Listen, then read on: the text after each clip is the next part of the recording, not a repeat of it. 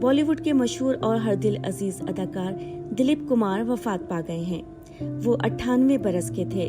दिलीप कुमार एक तवील अरसे से बीमार थे और उन्हें हालिया बरसों में कई बार अस्पताल ले जाना पड़ा था।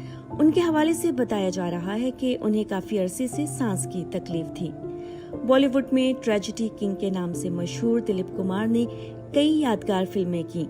11 दिसंबर 1922 को पेशावर में पैदा हुए और उनका नाम यूसुफ खान रखा गया। उनके वालिद काम की तलाश में मुंबई आ गए थे, जहां बाद में दिलीप कुमार ने अपनी अदाकारी का लोहा मनवाया।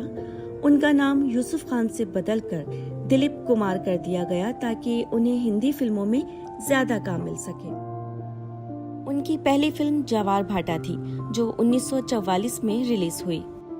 तहम 1949 में बनने वाली फिल्म अंदाज ने उनकी मकबूलियत में कहीं ज्यादा इजाफा किया। इस फिल्म में उन्होंने राज कपूर के साथ काम किया। सन 1955 में उन्होंने फिल्म देवदास में ऐसी अदाकारी की कि लोग उन्हें ट्रेजेडी किंग कहने लगे। इसके बाद फिल्म मुगल आजम में उन्होंने मुगल शहंशाह जहांगीर का किरदार अदा किया। ये फिल्म ब्लैक एंड व्हाइट में रिलीज हुई थी, तहम सन 2004 में इसे रंगीन बना दिया गया। दिलीप कुमार तकरीबन 1998 तक फिल्मी दुनिया का हिस्सा रहे। उन्होंने विधाता, दुनिया, इज्जतदार और सौदागर जैसी हिट फिल्में भी थीं। जाती जिंदगी की बात करें तो सन 1966 में दिलीप कुमार ने साथी अदाकारा सायरा बानो से शादी की।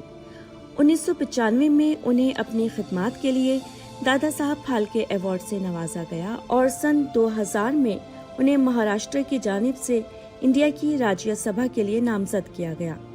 यही नहीं बल्कि उन्हें 1998 में पाकिस्तान की जानिब से निशाने इम्तियाज भी दिया गया।